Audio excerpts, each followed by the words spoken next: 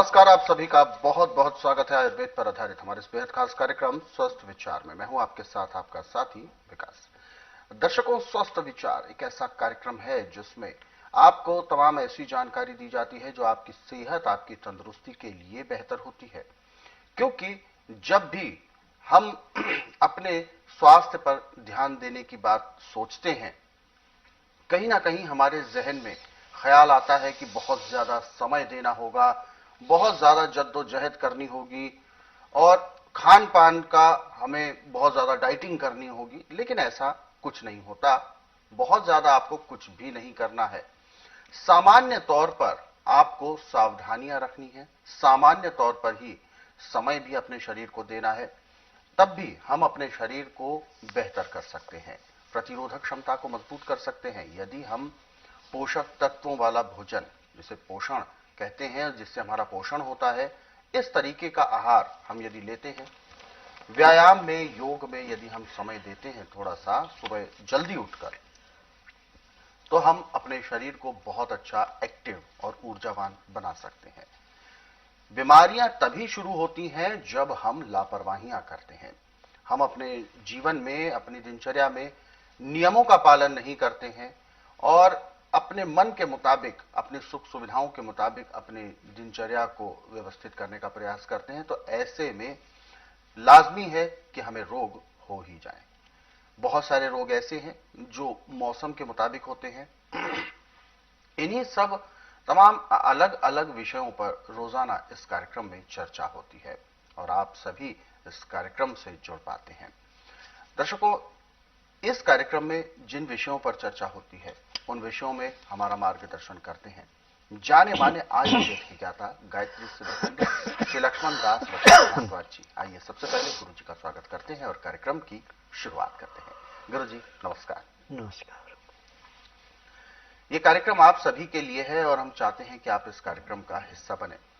यदि आपके साथ किसी भी प्रकार का रोग है, कोई शारीरिक कष्ट है, तो आप इस कार्यक्रम से सीधे जुड़ सकते हैं। फोन उठाएं, हमें कॉल करें या आप हमें व्हाट्सएप के जरिए अपना संदेश भेज सकते हैं। तो चलिए आगे बढ़ते हैं और शुरू करते हैं आज के मुख्य विषय पर चर्चा।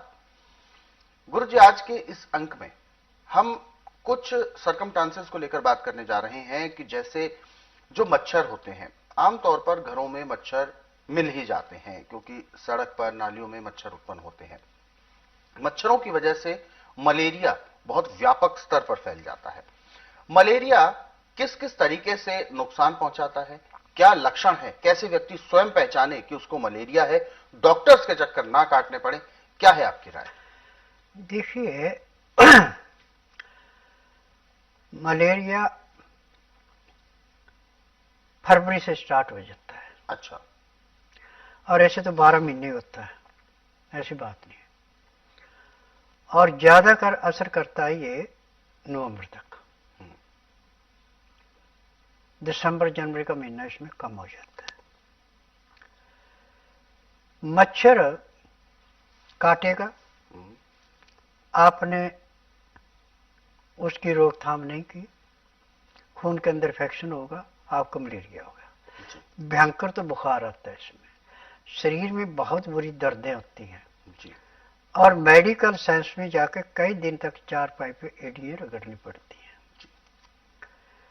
सबसे अच्छा तरीका तो है कि यदि आप 12 महीने गर्म पानी में नींबू, काला नमक, काली मिर्च पी रहे हैं तो मलेरिया का कोई भी रोग आपको होना ही नहीं। सब रोगों की रोकथाम काला नमक या सिंधा नमक, काली मिर्च और नींबू है गर्म पानी में। गर्म भी 15 से 18 डिग्री से ज्यादा गर्म नहीं होना चाहिए। और पानी भी घटाघट नहीं पीना, ऐसे पीना है जैसे आप दूध पी रहे हैं चूस कर रेखे। एक गिलास पानी पीने में 15 से 20 मिनट लगा दे तो खून के अंदर कोई भी किसी किस्म का पॉइजन जाए वो सारा साफ हो जाता है। ये सबसे बड़ा है। परंतु आप नींबू का प्रयोग कर नहीं रहे और मलेरिया आपको हो गया, तो उसके लिए फिर आपको सबसे अच्छा उपचार जो है वो है नींबू,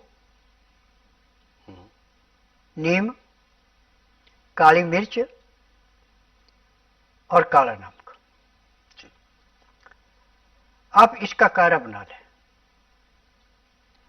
काढ़ा बना के यदि आप इसको पीते हैं तो अंदर जाके चीजें खून को तो ऐसे साफ करती है जैसे गंदे पानी को फटकरी से साफ करते हैं।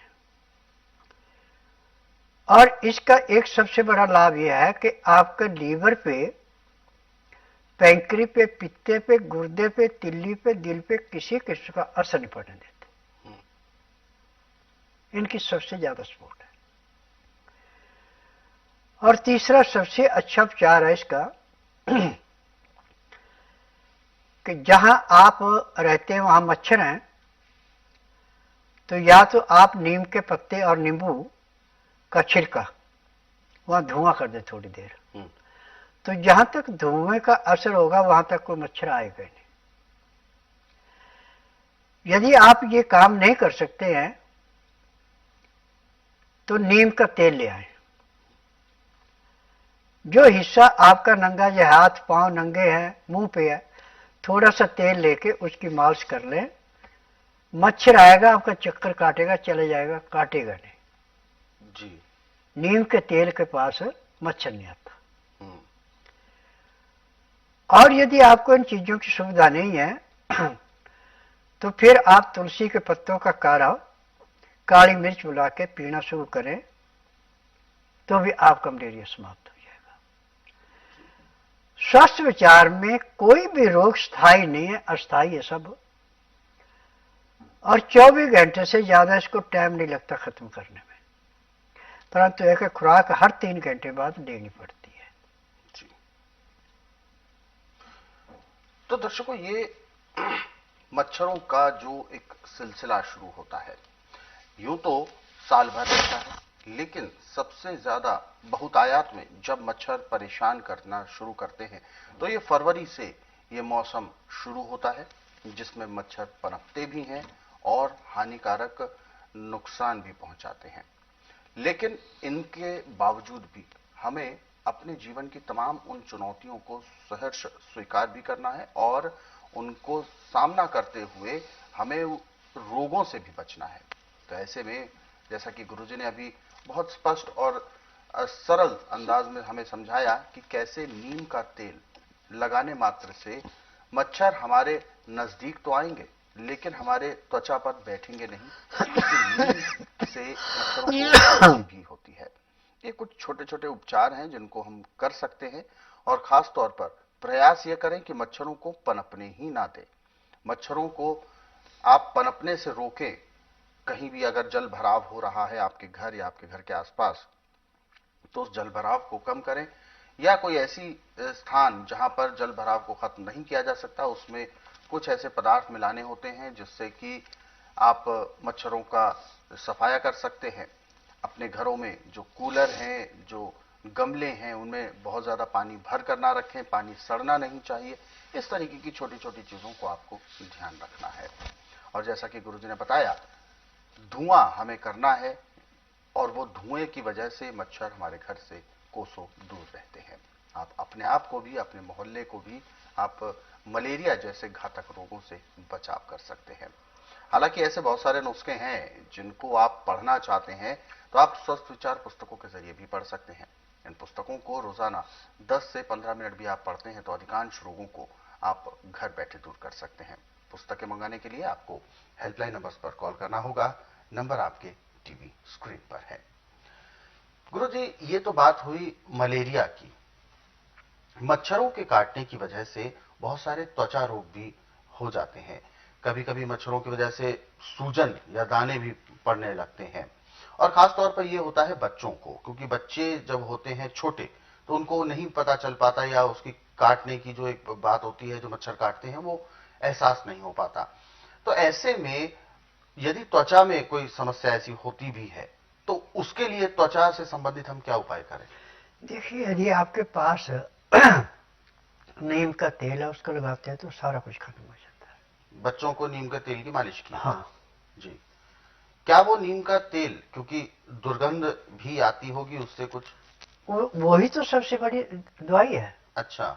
जब ऑक्सीजन के साथ वो मिलके अंदर भी जाएगी तो अंदर से खून को भी साफ करेगी।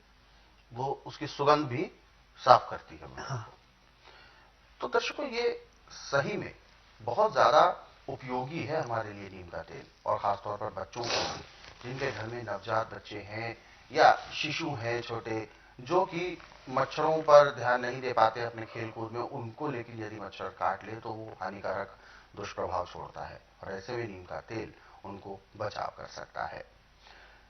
इस तरीके की बहुत सारी जानकारियां जो आपको कार्यक्रम में निरंतर मिलती ही रहेंगी, लेकिन आप सभी को हम याद भी दिला दें कि जब भी आप इस कार्यक्रम से जुड़ते हैं या इस कार्यक्रम को देखने बैठते हैं और कोई भी आपके जहन में सवाल उठ रहा होता है, आपको कोई शारीरिक कष्ट है, तो आप इस कार्यक्रम से जुड़ भी सकते हैं। आप हमें कॉल कर सकते हैं या आप हमें व्हाट्सएप के जरिए अपना संदेश भी भेज सकते हैं। फिलहाल आगे बढ़ते हैं।